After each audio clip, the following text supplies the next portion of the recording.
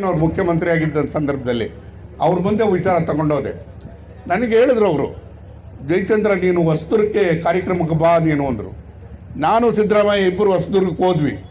ಆ ಕಾರ್ಯಕ್ರಮವನ್ನು ನೋಡಿ ಅಲ್ಲಿ ಸುಮಾರು ಅಂದರೆ ಉಳಿಯಾರ್ಕ ಹೋಬಳಿಯಿಂದ ಸುಮಾರು ಒಂದು 10,000 ಜನ ಬಂದಿದ್ದರು. ನಾನು ಅವ್ರನ್ನ ನೋಡಿ ನನಗೆ ಕಣ್ಣ ನೀರು ಬಂದ್ಬಿಡ್ತು. ಅವ್ರ ಆಸೆ ಏನಂದರೆ ಭದ್ರಾ ಮೇಲ್ದಂಡೆ ಯೋಜನೆಗೆ ಹೋರಾಟ ಮಾಡ್ತಿದ್ದ ಜಯಚಂದ್ರ, ಇವತ್ತು ಸಿದ್ದರಾಮಯ್ಯನವ್ರು ಬಂದಿರೋದ್ರಿಂದ ಅವ್ರ ಜೊತೆಲಿ ಬಂದಿದ್ದಾರೆ ಹೊಸದುರ್ಗಕ್ಕೆ, ಏನಾದರೂ ನಮಗೆ ನೀರು ಕೊಟ್ಟಾರ ಅಂತಕ್ಕಂಥ ಭಾವನೆಯಿಂದ ಬಂದಿದ್ದರು.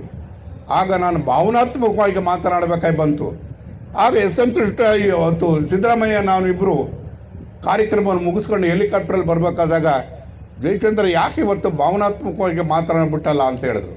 ಬನ್ನಿ ಸರ್ ಹೇಳ್ತೀನಿ ಅಂತೇಳಿ ಹೆಲಿಕಾಪ್ಟರ್ ಶಬ್ದದಲ್ಲಿ ಕೇಳೋದಿಲ್ಲ ಅಂತೇಳಿ ಜಕ್ಕೂರಿನಲ್ಲಿ ಕೂರಿಸಿ ಅಲ್ಲೇ ಟೀಗೆ ತರಿಸ್ಕೊಂಡು ಕೂತ್ವಿ. ನೋಡಿ, ಭದ್ರಾ ಮೇಲ್ದಂಡೆ ಯೋಜನೆ ಪ್ರಾರಂಭ ಆಗಿದ್ದು ಯಾವ ರೀತಿಯಾಗಿ, ಅದಕ್ಕೆ ಇವತ್ತು ಮುಖ್ಯವಾದಂಥ ಕಾರಣ ಅಂತ ಹೇಳಿದ್ರೆ ಉಳಿಯಾರಿನ ಜನ.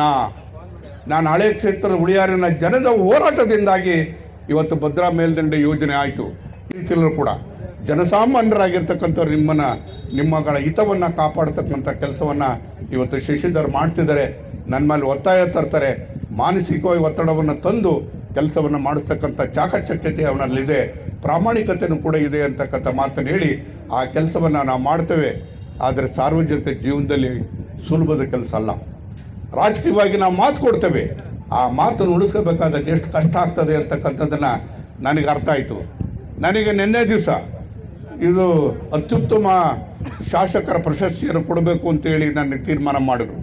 ನನಗೆ ಗೊತ್ತಿರಲಿಲ್ಲ ಅದು.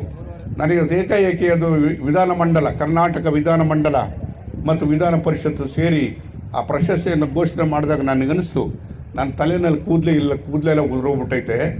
ಈ ಕೆಲಸ ಮಾಡೋಕ್ಕೆ ಹೋಗಿ, ಜನಗಳಿಗೆ ಕೆಲಸ ಮಾಡೋಕ್ಕೆ ಹೋಗಿ ತಲೆ ಕೂದಲೇ ಇಲ್ದಂಗೆ ಆಗಿದೆ ಅಂದ್ಕೊಂಡೆ ನಾನು. ಅದು ನೋಡ್ಕೊಂಡ್ರೆ ಎಲ್ಲ ಒಂದು ಕಡೆಗೆ ಶಶಿಗೆ ಇನ್ನೂ ತಲೆ ಕೂದಲು ಉದುರಿಲ್ಲ, ಇನ್ನೂ ಇದ್ದಾವೆ.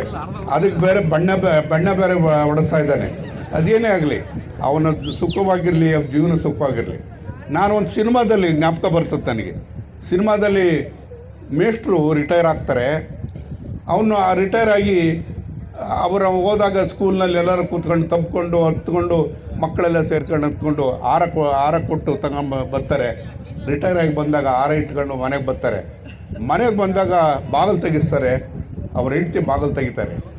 ಆವಾಗ ಹೆಂಡತಿ ಮಕ್ಕ ನೋಡಿ ಅವ್ರು ಹೇಳ್ತಾರೆ, ಏನೇ ಇಷ್ಟೊಂದು ಚೆನ್ನಾಗಿದೆಯಾ ನೀನು ಅಂತಾರೆ. ಅಂದರೆ ಮೇಷ್ಟ್ರಾಗಿರೋವರೆಗೂ ಅವ್ನು ಹೆಂಡತಿ ಮಕ್ಕ ಸರಿಯಾಗಿ ನೋಡಿರಲಿಲ್ಲ, ಹೆಂಡತಿ ಮಕ್ಕಳು ಸರಿಯಾಗಿ ನೋಡಿರಲಿಲ್ಲ. ಇದನ್ನು ತಮಾಷೆಯಾಗಿ ನಾನು ಹೇಳ್ತಿದ್ದೀನಿ.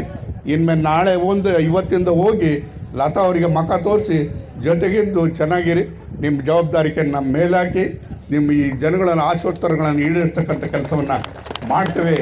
ಅಂಥದೇ ಒಬ್ಬ ಮುಖ್ಯಮಂತ್ರಿ ನನ್ನ ಆತ್ಮೀಯ ಸ್ನೇಹಿತರಾಗಿರ್ತಕ್ಕಂಥ ಸಿದ್ದರಾಮಯ್ಯನವರಿದ್ದಾರೆ. ನಾನು ಇವತ್ತು ಎಲ್ಲಿದ್ದೇನೆ, ಏನಿದ್ದೇನೆ, ಹೇಗೆ ಮಾಡ್ತೇನೆ ಅಂತಕ್ಕಂಥದ್ರ ಬಗ್ಗೆ ಯೋಚನೆ ಬೇಡ. ನಾವಿಬ್ಬರು ಕೂಡ ಒಡನಾಟಿಗಳಾಗಿದ್ದೇವೆ. ನಾವು ಆ ಕೆಲಸವನ್ನು ನಾನು ಮಾಡ್ತೇನೆ. ಇದು ಮಾಡ್ತಕ್ಕಂಥದ್ದು ಕೂಡ ನನಗೆ ಚಾಕಚಕ್ಯ ಇದೆ, ಅದು ಗೊತ್ತಿದೆ. ಅದೆಲ್ಲದಕ್ಕಿಂತ ಹೆಚ್ಚಾಗಿ ಯಾವುದೇ ಕಾರಣದಲ್ಲೂ ಕೂಡ ವಾಣಿ ವಿಲಾಸ ನೀರನ್ನು ಇವತ್ತು ಗಾಯತ್ರಿ ಜಲಾಶಯಗಳು ತರುವಂಥ ಕೆಲಸವನ್ನು ಮಾಡೇ ಮಾಡ್ತೀನಿ ಅಂತಕ್ಕಂಥ ಮಾತನ್ನ ಈ ಸಂದರ್ಭದಲ್ಲಿ ಹೇಳಿ, ಅಲಂಕರಿಸಲಿಲ್ಲ ಅಂದ್ರೂ ಕೂಡ ಅವರು ಜನರ ಮಧ್ಯೆ ನಿಜವಾದ ಜನಸೇವಕರಾಗಿ ಸೇವೆ ಸಲ್ಲಿಸಿದ್ದಾರೆ. ಆ ಜನಪ್ರಿಯತೆಗೆ ಕಾರಣ ನಾವು ನೀವೆಲ್ಲ ಇಲ್ಲಿ ಸೇರಿರೋದು. ಇಂಥ ಒಬ್ಬ ವ್ಯಕ್ತಿಗೆ ದೇವರು ಎಲ್ಲ ರೀತಿಯ ಆರೋಗ್ಯ ಐಶ್ವರ್ಯವನ್ನು ಕೊಟ್ಟು ಇನ್ನೂ ಹೆಚ್ಚು ಕಾಲ, 100 ವರ್ಷ ಜನಗಳ ಸೇವೆ, ಜನಗಳ ಮಧ್ಯೆ ಇದ್ದು, ಏಕೆಂದ್ರೆ ಅವರಿಗೆ ನಿಸ್ವಾರ್ಥ ಅನ್ನೋದಕ್ಕೆ ಅವರಿಗೆ ಸ್ವಂತ ಅನ್ನೋದೇನೂ ಇಲ್ಲ. ಸ್ವಂತ ಮಕ್ಕಳು ಕೂಡ ಮಕ್ಕಳಿಗೆ ಆಸ್ತಿ ಮಾಡಬೇಕಿನ್ನೊಂದು ಮತ್ತೊಂದು ಯಾವುದೇ ಆಲೋಚನೆ ಇಲ್ಲ. ಆ ಕಾರಣಕ್ಕಾಗಿ ಅವ್ರಿಗೆ ಎಲ್ಲ ರೀತಿಯ ಒಂದು ಒಳ್ಳೆಯದನ್ನ ದೇವರು ಮಾಡಲಿ, ನಾವೆಲ್ಲ ಅವರ ಜೊತೆಗೆ ಇರೋಣ ಅನ್ನೋ ಮಾತನ್ನ ಹೇಳಿ ಹೆಚ್ಚೇನು ಮಾತಾಡದೆ ಅವ್ರಿಗೆಲ್ಲ ರೀತಿಯ ಆರೋಗ್ಯ ಐಶ್ವರ್ಯ ಕೇಳಲ್ಲ, ಅವರು ಆರೋಗ್ಯ ಮತ್ತೆ ನಮ್ಮೆಲ್ಲರ ಪ್ರೀತಿಯನ್ನ ಕೇಳ್ತಾರೆ.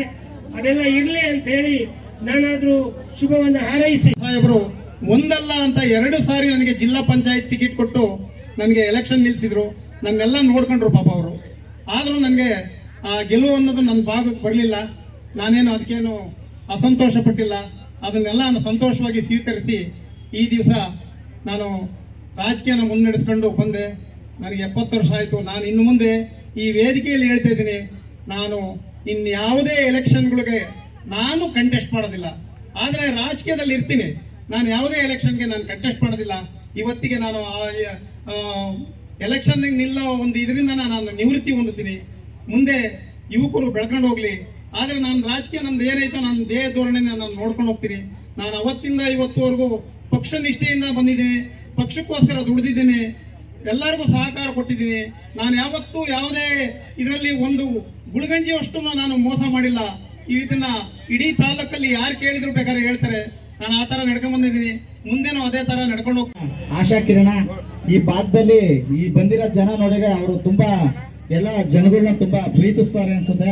ಅವರ ಪ್ರೀತಿಗೆ ನೀವು ಅವರ ಕೊಟ್ಟಿರೋ ಪ್ರೀತಿಗೆ ನೀವು ಮತ್ತೆ ಪ್ರೀತಿ ಕೊಡೋಕ್ಕೋಸ್ಕರ ಅವ್ರ ಬರ್ತ್ಡೇ ಬಂದಿದ್ರಿ. ಶಶಿಧರ್ ಅವ್ರಿಗೆ ಹುಟ್ಟುಹಬ್ಬದ ಶುಭಾಶಯಗಳನ್ನು ಕೋರುತ್ತೇನೆ.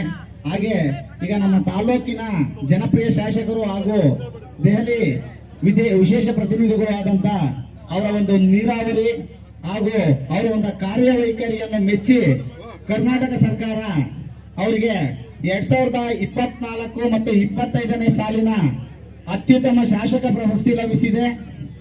ಈ ತಾಲೂಕಲ್ಲಿ ಈ ಬರದ ನಾಡಿನ ಒಬ್ಬ ಭಗೀರಥನಿಗೆ ಈ ರಾಜ್ಯದಲ್ಲೇ ಒಂದು ಉತ್ತಮ ಅಂದ್ರೆ 224 ಜನ ಶಾಸಕರಲ್ಲಿ ಅವರಿಗೆ ಅತ್ಯುತ್ತಮ ಶಾಸಕ ಪ್ರಶಸ್ತಿ ಬಂದಿದೆ. ಅದನ್ನ ನಿಮಗೆ ತಿಳಿಸಲು ನಾವು ಹರ್ಷಿಸುತ್ತೇವೆ. ಕೆಲವು ಗೊತ್ತಿರುತ್ತೆ, ಕೆಲವರು ಗೊತ್ತಿರಲ್ಲ. ಶ್ರೀಯುತ ಡಾಕ್ಟರ್ ಟಿ ವಿ ಜಯಚಂದ್ರ ಸಾಹೇಬರಿಗೆ ಮೊನ್ನೆ ರೀಸೆಂಟ್ ಆಗಿ ಸಮೇತ ಡಾಕ್ಟರೇಟ್ ಪದವಿನೂ ಬಂದಿತ್ತು. ಈಗ ಅತ್ಯುತ್ತಮ ಇವತ್ತು ಮನೆ ಮಾಡಿದೆ. ಕಾರಣ ಅಷ್ಟೇ, ಅತ್ಯಂತ ಸರಳ ಸಜ್ಜನಿಕೆಯ, ಪರಮ ಪಾರದರ್ಶಕತೆಯ, ಕೊಡುಗೈ ದಾನಿ, ಬಡವರ ಬಂಧು, ಧ್ವನಿ ಇಲ್ಲದವರ ಧ್ವನಿ, ಸರ್ವ ಜನಾಂಗದ